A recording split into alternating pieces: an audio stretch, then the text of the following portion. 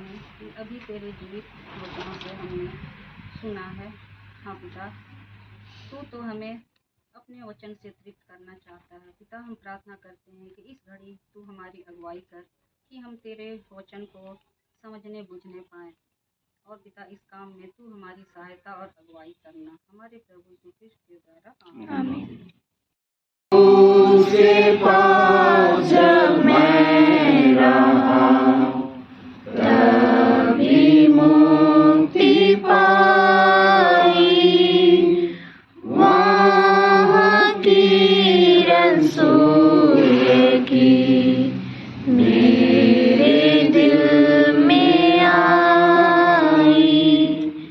क्रूसितो सदा लो, धन्य मानता हूँगा, जब तक उसी राज्य को मैं न पहुँचूँगा। हेलो गाइज, कैसे हैं आप लोग? मैं अच्छी हूँ, आप लोग भी अच्छे होंगे। दोस्तों, मैं फिर से एक नए परिवार में जा रही हूँ लेंट का आराधना करने। आप लोग मेरे वीडियो में बने रहिए। और दोस्तों, यदि आप पहली बार मेरी चैनल पे आते हैं तो ज़रूर से सब्सक्राइब करना, लाइक करना, शेयर करना, तो मेरे वीडियो में बने रहिए। दोस्तों, आज आराधना संचालन का पारी मेरा है। आज संचालन मैं करूँगी। यदि कोई वीडियो बनाने के लिए मिलेगा तो मैं ज़रूर से वीडियो बनवाऊँगी। तो आप लोग मेरे वीडियो में बने रहिए। 41 पद तक, यूहन्ना 9:24-41। तब उन्होंने उस मनुष्य को जो अंधा था दूसरी बार बुलाकर उससे कहा, परमेश्वर की स्तुति कर, हम तो जानते हैं कि वह मनुष्य पापी है। उसने उत्तर दिया, मैं नहीं जानता कि वह पापी है या नहीं। मैं एक बात जानता हूँ कि मैं अंधा था और अब देखता हूँ। उन्होंने उससे फिर कहा कि उसने तेरे साथ क्या किया और किस तरह तेरी आंखें खोली। उसने उनसे कहा, मैं तुमसे कह चुका और तुमने ना सुना। अब दूसरी बात क्यों सुनना चाहते हो? क्या तुम भी उसके चेले होना चाहते हो? तब वे उसे बुरा भला कहकर बोले, तू ही उसका चेला है, हम तो मूसा के चेले हैं। अध्याय उसका 24 से 41 पद में। आज के पाठ में हम देखेंगे कि यीशु जन्म के अंधे को दृष्टिदान देते हैं और हमारे आत्मिक अंधापन को दूर करते हैं। बाइबल हमारे संपूर्ण जीवन का मार्गदर्शन करता है।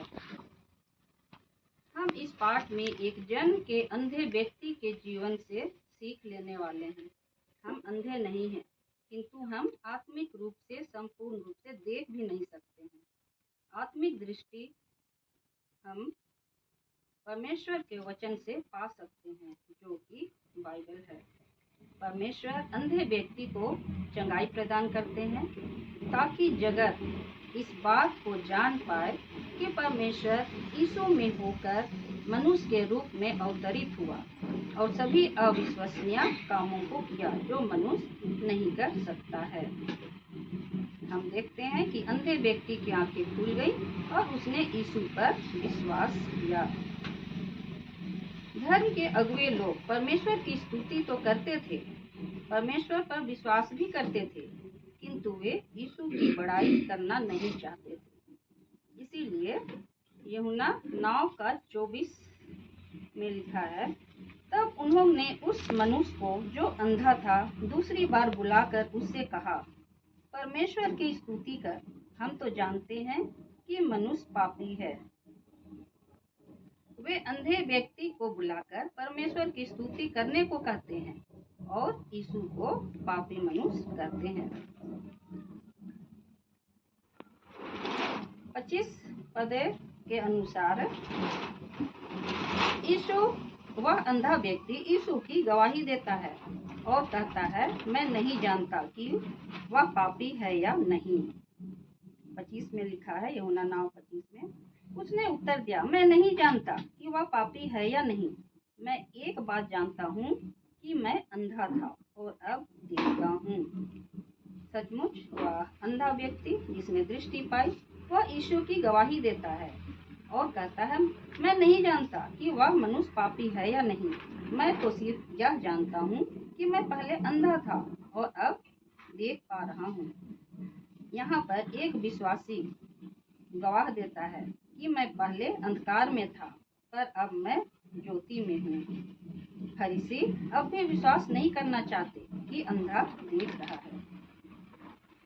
24 पद में लिखा है, उन्होंने उससे फिर कहा, उसने तेरे साथ क्या किया और किस तरह तेरी आंखें खोली।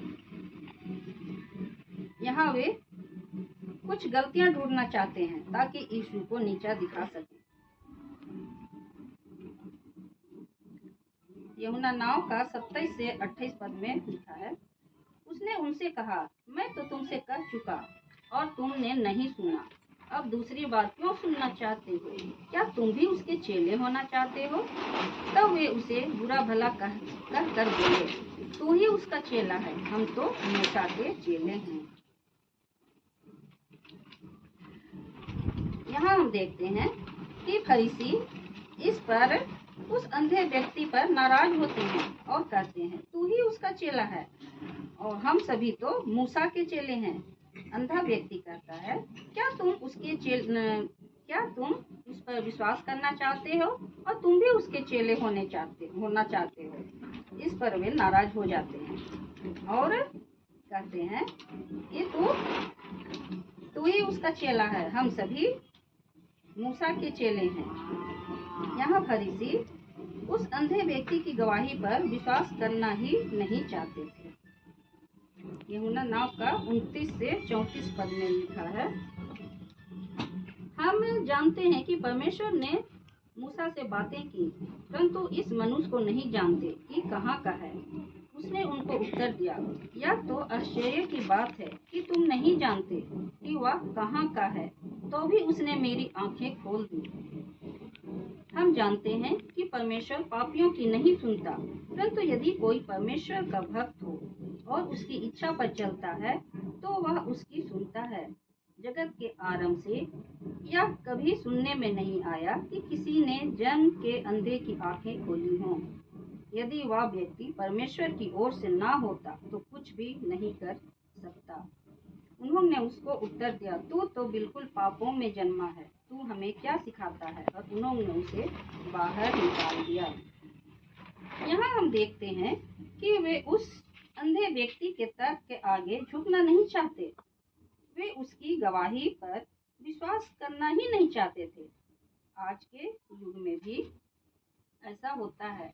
यदि कोई किसी से तर्क में नहीं जीत पाता है तो वह उसका मजाक उड़ाता है।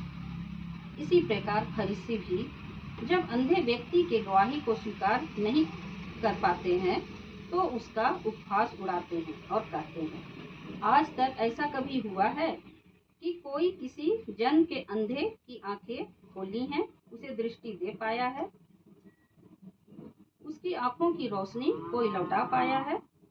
तू झूठ बोलता है, तू तो बिल्कुल पापों में जन्मा है। इस पर वह अंधा व्यक्ति बोलता है, यह तो आश्चर्य की बात है कि तुम नहीं जानते कि वह व्यक्ति कहाँ का है, किंतु फिर भी उसने मेरी आंखों को खोला है। सचमुच परमेश्वर पापियों की नहीं सुनता है, किंतु परमेश्वर अपने भक्तों की पुकार अवश्य सुनते हैं। जब फरीसी अंधे व्यक्ति के सामने नहीं टिक पाते हैं तो वे यही कहकर उससे जीतने का प्रयास करते हैं कि तू तो जन्म से ही पापी है, तू तो जन्मा ही पापों से है, और वे उसे बाहर निकाल देते हैं।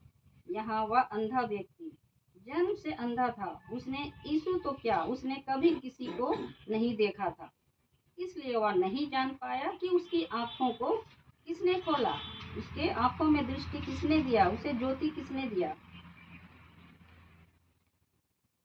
किंतु वे सभी तो यीशु को पहचानते थे कि वह कौन है, और यह देखकर कि उसने जन्म के अंधे व्यक्ति की आंखें खोली हैं, उसे ज्योति दी है, फिर भी वे स्वीकार नहीं करते हैं। वे यीशु के आश्चर्य कर्म को स्वीकार करना ही नहीं चाहते थे। और वे उस अंधे व्यक्ति की गवाही पर विश्वास नहीं करना चाहते थे।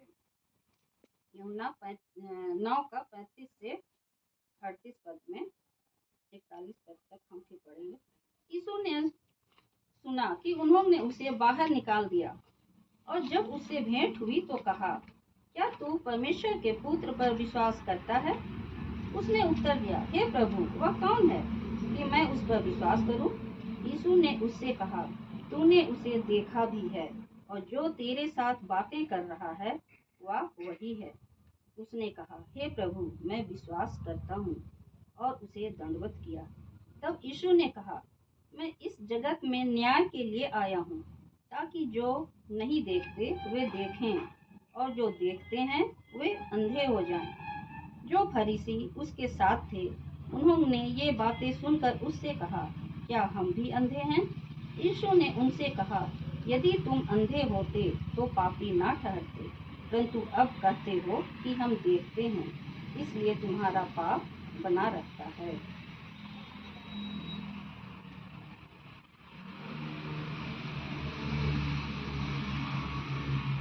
यहाँ हम देखते हैं कि यीशु अब अपने आप को प्रकट करते हैं। वे अपने आप को खुद को सामने लाते हैं। यीशु अंधे व्यक्ति से पूछते हैं।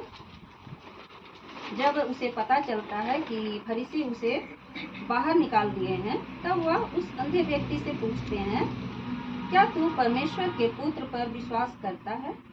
उस अंधे व्यक्ति को अनजाने ही यीशु का पक्ष लेने के कारण, यीशु के चमत्कार की गवाही देने के कारण समाज से निकाल दिया गया था, बहिष्कृत कर दिया गया था। इसीलिए यीशु पूछते हैं, क्या तू परमेश्वर के पुत्र पर विश्वास करता है? वह व्यक्ति तो कभी किसी को देखा तक नहीं था। उसने तो यीशु को भी नहीं देखा था। वह नहीं जानता था कि उसे किसने चंगाई प्रदान की है। इसलिए वह कहता है, हे प्रभु, वह कौन है कि मैं उस पर विश्वास करूं?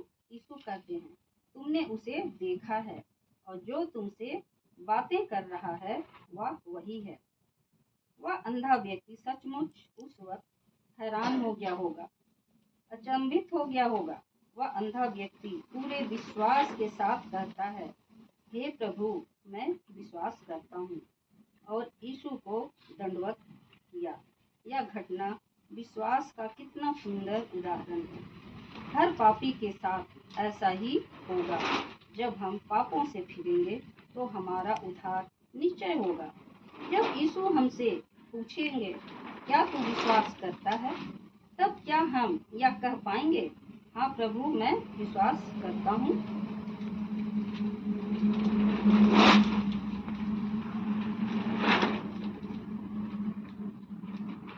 यीशु की बातें यहाँ रहस्य से भरी हुई हैं। यीशु लोगों की आत्मिक आंखों को खोलना चाहते हैं। फरीसियों के पास आंखें तो थीं, वे धर्म के अनुसार चलने वाले भी थे, किंतु वे ज्योति में अंधे थे। उसी प्रकार मनुष्यों की आत्मिक आंखें भी बंद थी, वे आत्मिक रूप से अंधे थे। जो यीशु के पास आता है, यीशु उसकी आत्मिक आंखों को खोल देता है। पहला कुरिन्थी 2:14 में पढ़ेंगे। पहला कुरिन्थी 2:14, जिन्हें मिल जाएगा पढ़ देंगे। पहला कुरिन्थी 2:14।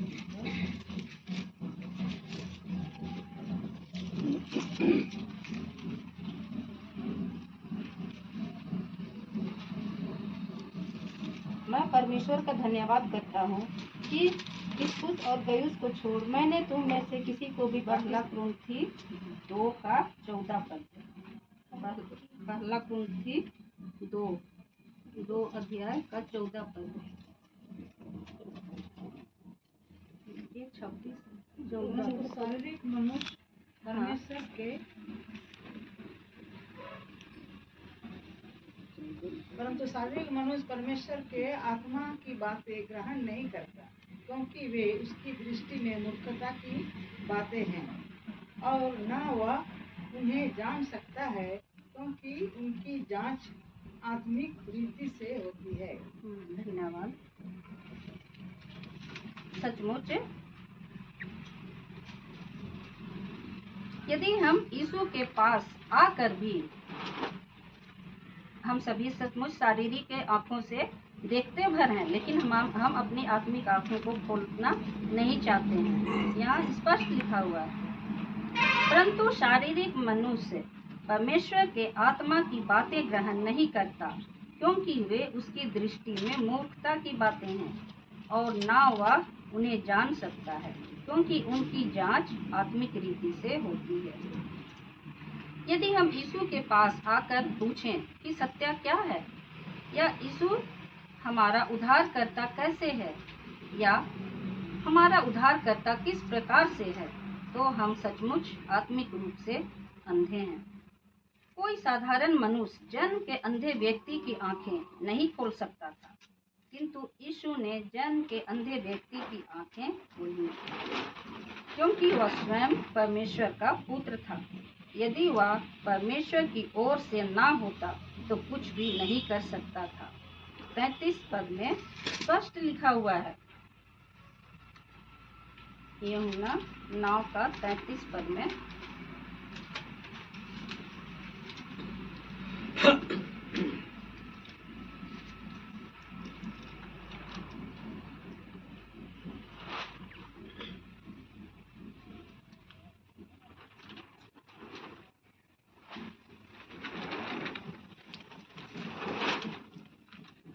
का 33 पद में लिखा हुआ है, यदि वह व्यक्ति परमेश्वर की ओर से ना होता तो कुछ भी नहीं कर सकता। सचमुच यीशु परमेश्वर का पुत्र था, इसी कारण उसने जन्म के अंधे व्यक्ति की आंखें खोली। दोस्तों, मत्ती 6 का 23 पद में लिखा है, मत्ती 6 का 23 पद में,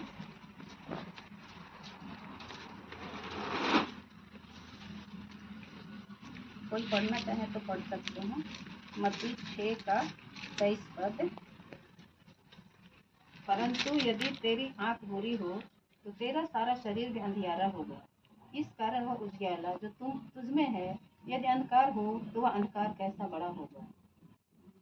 धन्यवाद। सचमुच यदि तेरी आंख बुरी हो तो तेरा सारा शरीर भी अंधियारा होगा।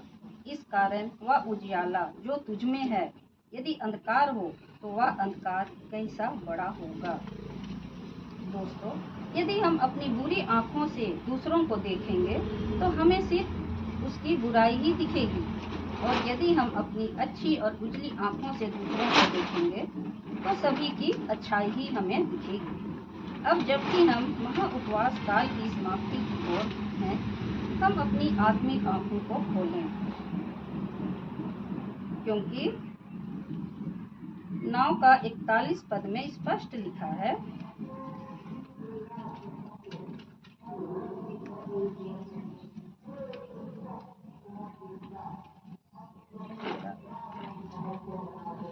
वो हट जा रहा है इसलिए। 9 का 41 पद में स्पष्ट लिखा है, यीशु ने उनसे कहा, यदि तुम अंधे होते तो पापी ना ठहरते, परंतु अब कहते हो कि हम देखते हैं, इसलिए तुम्हारा पाप बना रहता है। यदि हम अनजाने में कोई पाप करते हैं तो वह क्षमाशील हो सकता है, किंतु यदि हम जानबूझकर और बार बार पाप करते हैं तो हमारा पाप बना रहेगा, क्योंकि सोए हुओं को तो जगाया जा सकता है, किंतु जो जाग रहा है उसे भला किस प्रकार से जगाया जा सकता है। तो दोस्तों, हम इस महा उपवास काल में हैं और समाप्ति की ओर हैं, तो हम सभी प्रयास करें कि हम अपने अपने आत्मिक आंखों को खोलें और परमेश्वर के निकट बने रहें। प्रभु हमें इन छोटी वचनों पर आशीष दीजिए। प्रार्थना करें। धन्यवाद देते हैं कि तेरी सहायता और अगुवाई से मैंने छोटे संदेश को अपने प्रियों के सामने बांटा है। प्रभु पिता, हम प्रार्थना करते हैं कि सचमुच तूने मेरी सहायता और अगुवाई की और मेरी आगे भी सहायता करना प्रभु कि हम तेरी बातों को समझ सकें और इस वचन को बांटने में मुझसे जो भी गलतियां हुई उसे तू क्षमा करना हमारे प्रभु यीशु क्रिस्ट के द्वारा।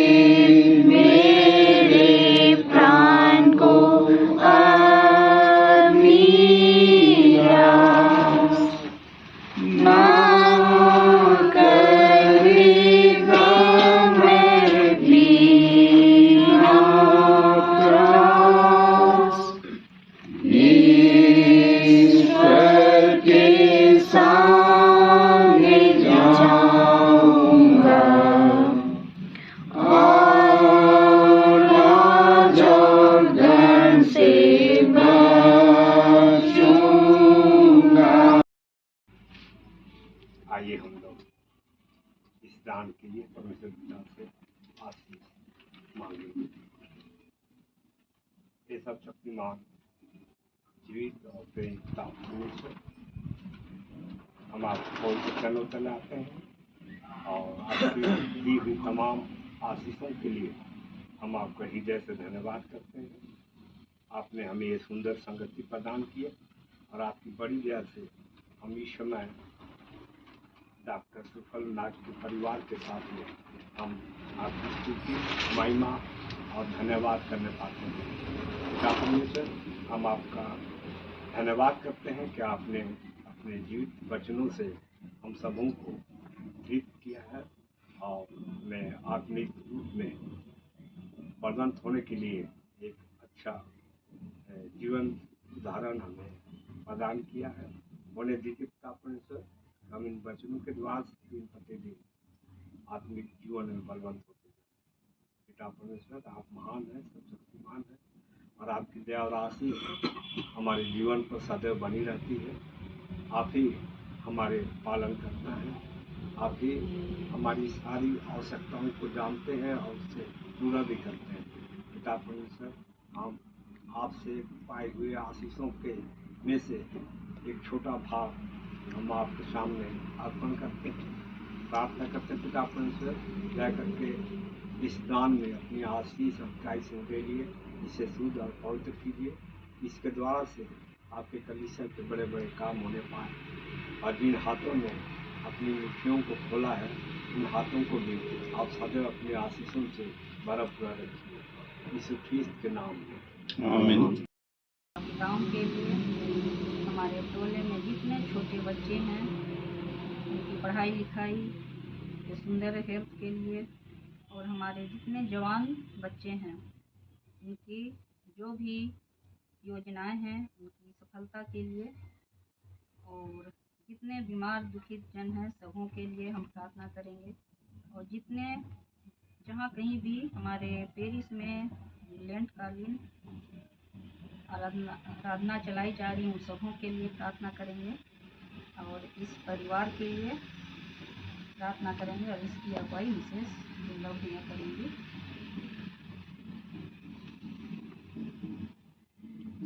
प्रार्थना करें। सर्वशक्तिमान सनातन ईश्वर, इस संध्या के लिए हम तेरा धन्यवाद करते हैं प्रभु। क्या इतने प्रियजन इस नाग परिवार में एकत्र हो पाए प्रभु। वास्तव में तूने अपने हाथों में लिया और हमें शांति से आराधना कार्यक्रम चलाने दिया है पिता, इसके लिए तेरा धन्यवाद करते हैं। सारे आशीषों के लिए धन्यवाद देते हैं प्रभु। तूने हमें सियोन टोली के सदस्य होने का एक अवसर दिया है प्रभु कि हम सियोन टोली होकर के इतने प्रियजन एकत्र हो पाए हैं।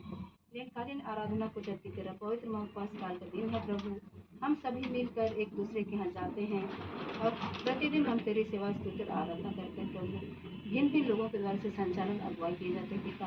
हम सभी से एक दूसरे से सीखने को पाते हैं पिता। हम धन्यवाद देते हैं प्रभु इस टोले मोहल्ले के लिए। जितने भी हमारे टोले में मसीही परिवार हैं प्रभु, सबों को तेरे हाथों में सौंपते हैं पिता। हर किसी के साथ, चाहे वह उपस्थिति अपने दे पाए हैं चाहे ना दे पाए हैं प्रभु, सबों के साथ तू हो ले, सबों की अगुवाई कर प्रभु, मार्गदर्शन कर। तू ही हमारा अगुआ सामर्थ्य पिता परमेश्वर है। हम मसीह परिवार होने के साथ साथ तेरे दिए गए आदर्शों पर चलने वाले बनने वाले होने पाए प्रभु, कि हम तेरे बता मार्ग को चल कर एक आदर्श नमूना बनने पाए पिता, कि हम मसीहों को देखकर तेरे जो कि अन्य जाति के लोग हैं प्रभु, वे भी हमसे कुछ सीखने पाए और हमारा अनुसरण करने पाए। धन्यवाद देते हैं प्रभु हम सियन टोला के लिए, जितने भी हमारे टोले मोहल्ले में जितने भी बड़े बुजुर्ग हैं, जिस किसी भी शारीरिक मानसिक किसी भी प्रकार के दुख तकलीफ में पीड़ित हैं प्रभु, सबों को तेरे दयावान हाथों में सौंपते हैं पिता। सबों को तूने घर परिवार दिया है प्रभु, एक परिवार होकर के वे बुजुर्गों की सेवा टहल करने पाए, बीमारों की सेवा टहल करने पाए प्रभु, जो कुछ दवाइयों का सेवन भी करते हैं प्रभु, उस पर भी तो अपने आशीष उंडेल की उन दवाओं का सेवन करके वे शारीरिक रूप से चंगाई को प्राप्त करने पाए प्रभु। और तेरा धन्यवाद करे, तेरे पवित्र भवन में आकर तेरा धन्यवाद देने पाए प्रभु। जितने भी मानसिक रूप से पीड़ित हैं प्रभु, उन पर भी तो अपना दाहिना हाथ बढ़ा, उनके मन मस्तिष्क को छू ले प्रभु, कि उन्हें चंगा और शांति प्रदान कर, कि वो चैन से सोने पाए, दिन भर आराम से अपने दिनचर्या को पूरी करने पाए प्रभु। धन्यवाद देते हैं प्रभु, हमारे टोले में भिन्न भिन्न प्रकार के काम करने वाले लोग हैं प्रभु, सबों के संग साथ तो बोले पिता, जो कुछ भी काम होता है प्रभु तेरी सेवा और महिमा के लिए काम होने पाए प्रभु। जितने भी सेवाकाई का काम होता है प्रभु, हर एक के संग साथ हो, उनकी अगुवाई कर सहायता कर प्रभु। जीवन यापन के लिए भिन्न भिन्न प्रकार के कामों को करते हैं प्रभु, सभी कामों पर तो अपनी आशीष उंडेल और उन कामों के द्वारा से तेरे नाम की महिमा और भलाई लोगों को होने पाए पिता। हम प्रार्थना करते हैं पिता, हमारे टोले मोहल्ले में जितने भी प्रियजन छोटे बच्चे हैं प्रभु, सबों को तेरे हाथों में सौंपते हैं पिता, कि जैसे वे बच्चे शारीरिक डील डाउन बढ़ते हैं प्रभु, तो उनके मन मस्तिष्क को भी खोल दे प्रभु, वो तेरा भय माने और तेरा भय मानकर बुद्धि को प्राप्त करने पाए पिता।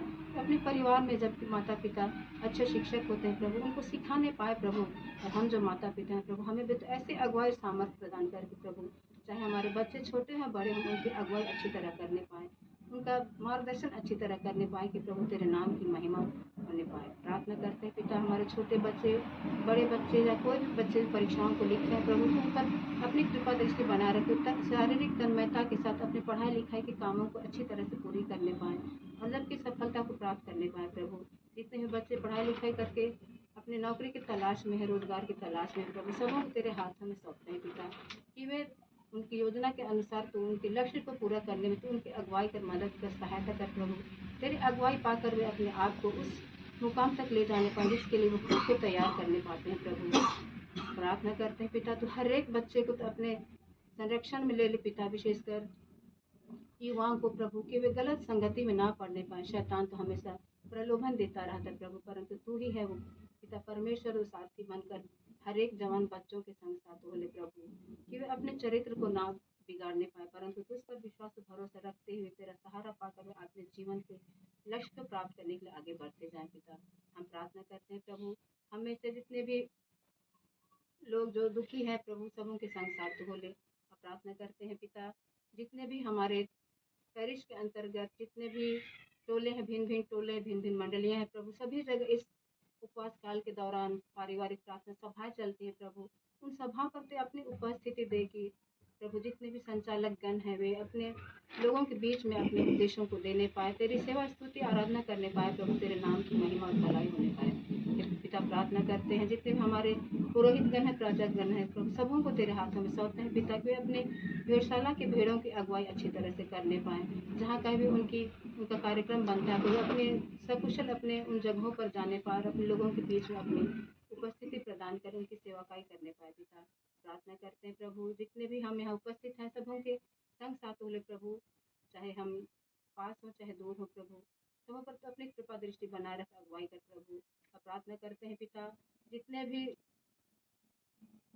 लोग यहाँ पर हैं पिता, सबों के शारीरिक दुख तकलीफ को तू जानता है प्रभु, तू उन्हें चंगाई प्रदान कर। प्रार्थना करते हैं पिता इस परिवार के लिए, जबकि परिवार यहाँ पर बसा हुआ है प्रभु, इनके इष्ट कुटुंब मित्र जहाँ कहीं भी होते हैं प्रभु, तो इनके संग साथ ले, जो कुछ भी इनके जीविकोपार्जन के लिए काम है पिता, उस पर भी तो अपने आशीष उंडेल, कि वे अपने कामों के द्वारा से तेरे नाम की महिमा और भलाई करने पाए प्रभु। जबकि इस घर में बेटा बेटी सभी हैं प्रभु, सबों जो भी काम करते हैं, कुछ नौकरी में, कुछ पढ़ाई में है, कुछ रोजगार की तलाश में प्रभु, सबों को उनकी योग्यता के अनुसार तो उनके परिश्रम का फल देना पिता, ताकि वो तेरा धन्यवाद करने पाए। और इस घर में एक नन्हा बालक है प्रभु, जबकि वो बिल्कुल नन्हा बालक, अबोध बालक पिता, उस पर भी तो अपनी कृपा दृष्टि बनाए रखी। वो अपने परिवार के साथ जब तू आंखों का तारा है पिता, उसके संग साथ वो सारे स्वास्थ्य को तू बनाए रख प्रभु। उसी प्रकार जितने भी हमारे छोटे बच्चे, नन्हे मासूम बच्चे हमारे टोलों में पाए जाते हैं प्रभु, सबों के शारीरिक स्वास्थ्य को तू बनाए रख प्रभु। मौसमी गड़बड़ियों से तू बचाए रख पिता, जितने भी सर्दी जुकाम है सब प्रकार की बीमारी से तू बचाए रख प्रभु। विशेषकर छोटे नन्हे बालक की प्रार्थना है पिता, वो अपने माता पिता के संरक्षण में अपने जीवन को आगे बढ़ाता जाए, और वो फूल का दीपक है पिता, तो उसके संग साथ को ले हर एक आवश्यकताओं की तो पूर्ति कर प्रभु। सत्ता जबकि अपने स्कूल में शिक्षा का प्रदान करने का काम करते प्रभु, जिस प्रकार तो इस संसार में आया, जगत में ज्योति बनकर आया प्रभु, उसी प्रकार जहाँ कहीं भी जाते हैं प्रभु, बच्चों के बीच में एक आदर्श शिक्षिका बनने का, अपने ज्योति के द्वारा उनको फैलाने, अंधकार से ज्योति की ओर लाने का प्रभु। अपनी शिक्षिका का जो कर्तव्य है, हम सब कर्तव्य को पूरी करने पाए प्रभु। इसी प्रकार हमारे टोले में बहुत सारे शिक्षक शिक्षिका प्रभु, सबों के साथ साथ उनकी अगुवाई कर सहायता कर प्रभु, कि अपने इस काम को तन्मयता के साथ करने पाए। जहाँ कभी भी जाते हैं वहाँ के बच्चे पढ़ लिख कर आगे बढ़े, उन शिक्षक शिक्षिकाओं के नाम को उजागर करने पाए प्रभु, ऊंचा करने पाए, उन्हें हमेशा याद करने पाए पिता। इस परिवार के लिए प्रार्थना करते हैं प्रभु, जबकि भाई सुकलनाग और ज्योतिनाग अपने उम्र के इस पड़ाव में प्रभु, उनके शारीरिक दुख तकलीफ को तो जानता है प्रभु, तो हर सभी के संग साथ तो बोले, उठते बैठते सोते जाते हर एक काम पर तो उनकी आशीष उंडेल प्रभु, स्वास्थ्य को भी सुधार कर रख प्रभु, कि वे अपने अच्छे शरीर को लेकर, अच्छे मन को लेकर जहाँ कहीं भी प्रोग्राम बनता वहाँ अपने जाने पर, अपनी उपस्थिति देने पर और एक दूसरे के संग अच्छी तरह रहने पाए पिता। हम तो इसे नाम लेकर नहीं मानते हैं प्रभु, तो हमारी हर एक आवश्यकताओं को जानता है पिता। इस प्रार्थना तेरे बेटे यीशु मसीह के नाम से मांगते हैं, सुंदर दया से स्वर्गराज में ग्रहण करते हैं।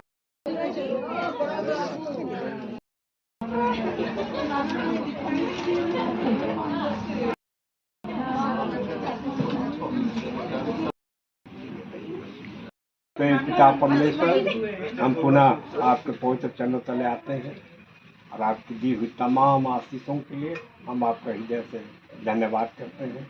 पिता परमेश्वर, इस समय इस परिवार की ओर से अपना प्रेम को इन्होंने इस नाश्ते के द्वारा से प्रकट किया है।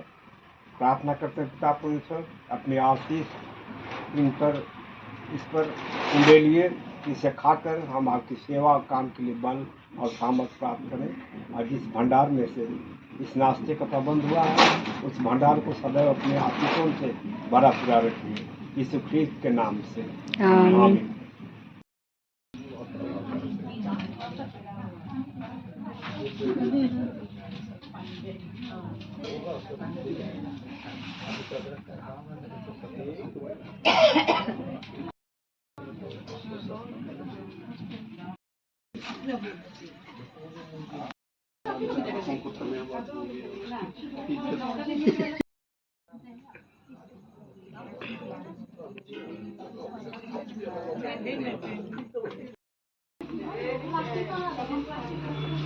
कहाँ पर बताइए? और हिंदी में लिखिए या इससे भी लिखिए। ये सुंदर शुभ अवसर प्रदान किया और मौसम को भी ठीक कर दिया, इसलिए परमेश्वर को बहुत बहुत धन्यवाद।